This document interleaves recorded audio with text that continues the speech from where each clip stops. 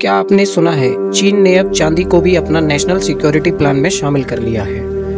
हाँ, यही खबर आज पूरी दुनिया में वायरल है। लेकिन क्या वाकई चीन ने ऐसा किया है या ये बस एक अफवाह है जो बाजार को हिला रही है? आज हम आपको बताएंगे पूरी सच्चाई डेटा के साथ। दरअसल चीन लंबे समय से दुनिया की मेटल सप्लाई चेन पर पकड़ बनाए हुए है। रेयर अर्थ, लिथियम और ग्रेफाइट, ये सब धातुएं जिन पर आज पूरी दुनिया की डिफेंस, बैटरी, इलेक्ट्रॉनिक्स और एनर्जी इंडस्ट्री चलती है, उनका सबसे बड़ा सोर्स चीन ही है। अब खबर आई कि चीन की मिनिस्ट्री ऑफ कॉमर्स MOFCOM ने अनाउंसमेंट नंबर 68/2025 के तहत सिल्वर यानी चांदी को भी कंट्रोल्ड एक्सपोर्ट की लिस्ट में डाल दिया है। इसका मतलब क्या है? अब कोई भी कंपनी अगर चीन से चांदी बाहर भेजना चाहेगी तो उसे पहले सरकारी अनुमति लेनी होगी। यानी चांदी भी अब सामाजिक या स्ट्रेटेजिक रिसोर्सेज के तौर पर देखी जा रही है।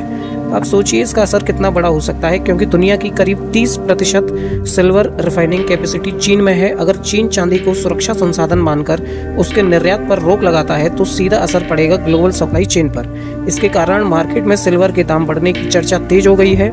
सोशल मीडिया पर लोग कह रहे हैं अब चांदी भी नया सोना बन जाएगी।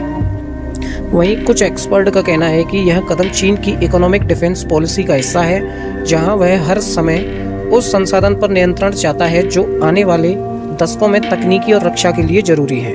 अब सच्चाई की बात करें तो अभी तक चीन की किसी भी ऑफिशियल वेबसाइट या सरकारी दस्तावेज में ऐसा नहीं लिखा गया कि सिल्वर को नेशनल सिक्योरिटी प्लान में शामिल कर लिया गया है। हाँ, MOFCOM के दस्तावेज में सिल्वर को एक्सपोर्ट कंट्रोल्ड कैटेगरी में जरूर डाला गया है। इसका मतलब है सरकार अब उसके निर्यात पर नजर रखेगी। तो ये कहना है कि सिल्वर को राष्ट्रीय सुरक्षा में शामिल कर लिया गया है, थोड़ा अतियोक्तिपूर्ण बयान है, लेकिन इतना साफ है कि चीन अब सिल्वर को सिर्फ एक मेटल नहीं बल्कि स्ट्रेटेजिक कमोडिटी के रूप में देखना शुरू कर चुका है। उस सवाल उठता है, भारत पर उसका क्या असर पड़ेगा? भारत हर साल सिल्वर का एक बड़ा हिस्सा चीन और हांगकांग से इंपोर्ट करता है।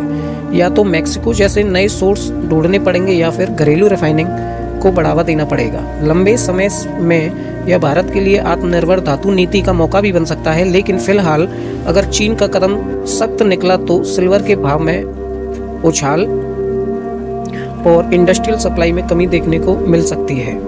तो दोस्तों, चांदी पर चीन का यह कदम भले ही पूरी तरह से नेशनल सिक्योरिटी नहीं हो, लेकिन ये साफ संकेत है कि आने वाले समय में हर धातु युद्ध का नया हथियार बन सकती है। सोना, तेल या डेटा नहीं, अब चांदी भी जियोपॉलिटिक्स का हिस्सा बन चुकी है। And thank you for watching सोना चांदी बाजार। सब्सक्राइब नहीं किया है तो सब्सक्राइब कर लीजिएगा, वीडियो लाइक और अपने दोस्तों को शेयर जरूर करें।